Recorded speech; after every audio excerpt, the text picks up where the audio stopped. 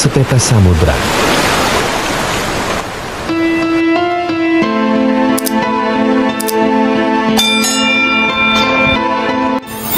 Assalamualaikum warahmatullahi wabarakatuh. Alhamdulillah wa syukurillah wa ni'matillah.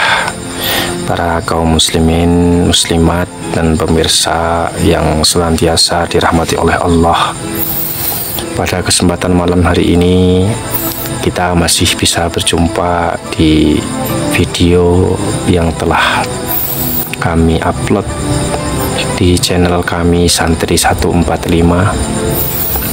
Mudah-mudahan kita semua bisa meneladani apapun yang telah dibawa oleh para ulama-ulama kita, khususnya ulama yang ada di Nusantara, yang digawangi oleh para sesepuh kita, Wali Songo, dan para kiai-kiai dan yang lainnya.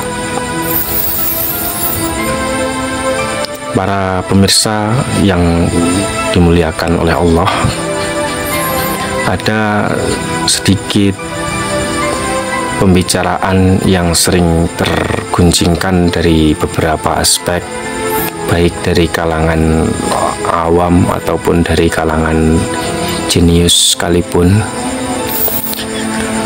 Bagaimana pendapat ulama tentang Al-Quran? Sebenarnya Al-Quran itu kalamullah atau bukan? Maksudnya kalamullah yang qadim ataupun makhluk? Sedangkan kalamullah itu kan tidak berupa huruf dan tidak berupa suara. Padahal Al-Quran itu berupa tulisan yang bisa dibaca. Ini kan menyikapi hal tersebut kita harus bijaksana, supaya kalau kita berbicara senonohnya nanti akan bisa membuat para kalangan awam ini terpleset dan tidak tahu sejatinya Al-Quran itu seperti apa. Jadi perlu kita ketahui, istilah kalamullah itu kalau diarahkan ke Al-Quran yang sudah tertulis dan terbukukan, mulai dari surat Al-Fatihah sampai An-Nas, ini hanya istilah saja dalam penamaan ataupun terminologi secara lughat, bukan secara hakiki ataupun substansi. Sebab kenapa? Nah, kalamullah yang sebenarnya itu kan qadim, jadi tidak ada awalnya. Allah itu tidak ada awalnya, sejak dahulu tidak pernah didahului oleh sesuatu pun. Bahkan Allah tidak ada awalnya, sudah terdahulu.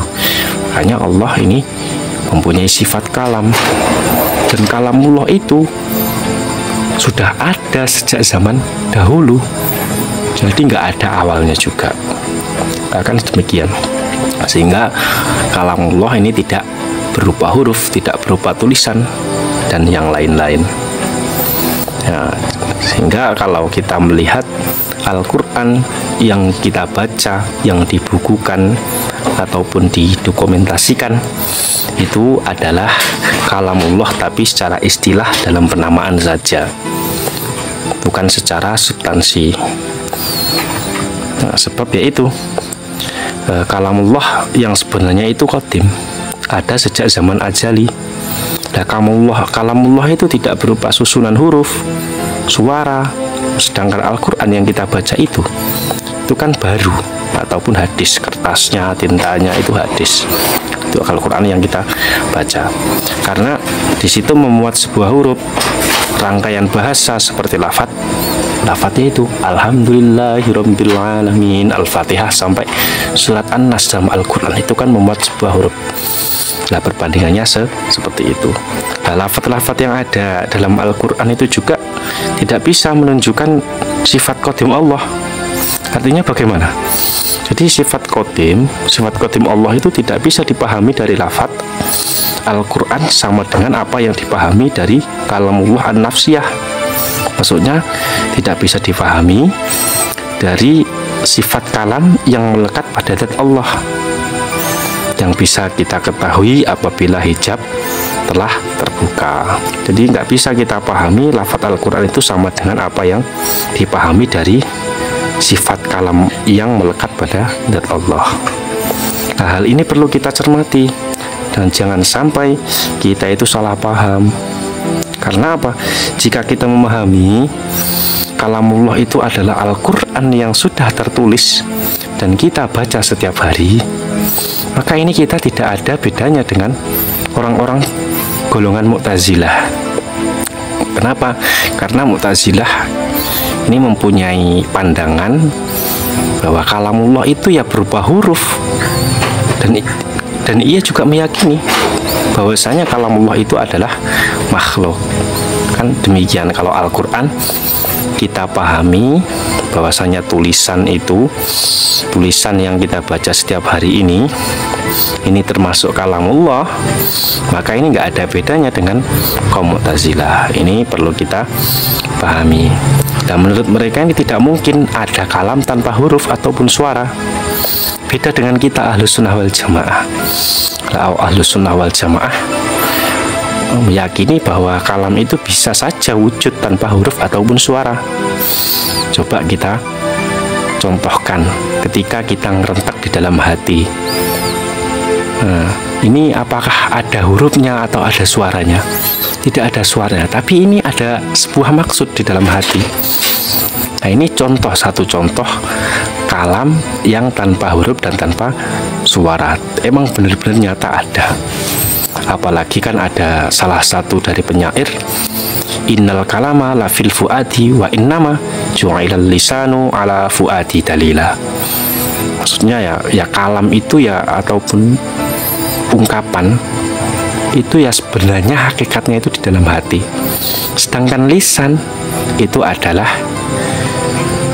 sebagai tanda hati itu berbicara. Coba kita contohkan seorang bayi. Seorang bayi ketika meminta makanan, dia belum bisa berbicara. Yang hanya bisa ia lakukan hanyalah tangisan. Nah, tangisan bayi ini ketika ia ingin makan, entah itu bayi dari Indonesia, bayi dari Arab Saudi, bayi dari Inggris ataupun Jawa, Madura dan lain-lain. Ini semuanya ketika ingin meminta makan, ketika dia ingin makan, yang ada hanya tangisan, ya. Padahal maksudnya ini sama, yaitu ia ingin makan.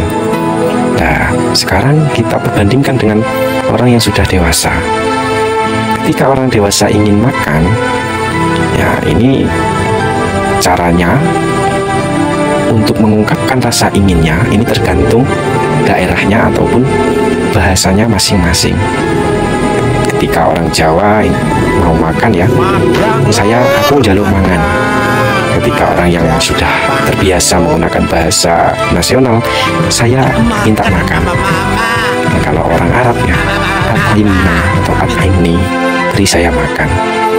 Perbandingannya ini bisa sebagai contoh. Maksudnya apa yang saya contohkan ini bisa kita pahami bahwa kalam itu ada yang berupa an-nafsi ataupun kalam di dalam hati, memang ada tanpa huruf. Nah, ketika diungkapkan ini sesuai daerahnya ataupun bahasanya masing-masing. Orang bayi itu kan cuma eyak-eyak, itu belum punya bahasa, cuma eyak-eyak. Nah, kalau diungkapkan itu tergantung orang tuanya ini orang mana dulu. Kalau orangnya Jawa berarti ungkapin minta apa njaluk mangan. Kalau orang tuanya orang yang sudah terbiasa bahasa Indonesia atau bahasa nasional, minta makan. Seperti itu. Ini diungkapkan menggunakan lisan yang berbeda-beda sesuai bahasanya masing-masing. Nah, tidak jauh demikian dalam Al-Quran. Tapi ini jangan dipahami bahwasanya Al-Quran itu seperti ungkapan hatinya manusia. Tidak, ini hanya contoh saja. Ada kalam tanpa huruf dan tanpa suara. Seperti itu tadi contohnya, tangisannya anak kecil ketika minta makan. Nah, ketika diungkapkan sesuai bahasanya masing-masing. Ya, seperti itu juga yang terjadi pada kalamullah yang tanpa huruf dan tanpa suara. Jadi kalau disimpulkan ya demikian. Nabi itu memahami kalamullah tanpa huruf dan tanpa suara ini ketika ditulis ya menjadi huruf dan dibaca menjadi suara seperti halnya Al-Quran itu ya sudah dipahami secara lughat manusia. Kalau kalamullah sendiri ya tidak ada tulisannya, tidak bisa dibaca seperti Al-Quran itu. Maka dari situ Al-Quran yang kita baca itu meskipun berupa buku ataupun kertas, tinta, kan, tapi ini kita harus hati-hati ketika berbicara dengan orang awam. Karena kalau orang awam memahami Al-Quran ini makhluk, nah ini bahaya. Dia memahami, oh berarti kalamullah itu makhluk. Makanya kadang-kadang orang awam belum bisa membedakan. Makanya harus kita itu bijaksana dalam memberikan pemahaman kepada orang-orang awam. Karena itu juga ya efeknya akan sangat besar sekali. Hanya itu kita beritahu sedikit-sedikit supaya orang awam memahami dengan betul-betul maksimal. Pendapatnya Syekh Abi Zakaria Yahya Al-Ansori dalam kitab usul fikihnya itu kan Al-Quran an-nafsi ghairu mahlukin.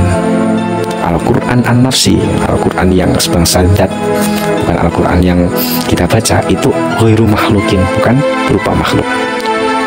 Maksudnya ai al-qaimu bin nafsi, nah, seperti itu ya. Kalau yang kita baca, yang tertulis di dalam mushaf kita bi ashkalil kitabah dengan bentuk-bentuk tulisan dan bentuk-bentuk huruf yang menunjukkannya, itu adalah maksud dari firman Allah ataupun kalamullah. Sekian dari kami. Apabila dari awal hingga akhir banyak kesalahan atau kekurangan, mohon maaf yang sebesar-besarnya. Wal afu minkum. Assalamualaikum warahmatullahi wabarakatuh.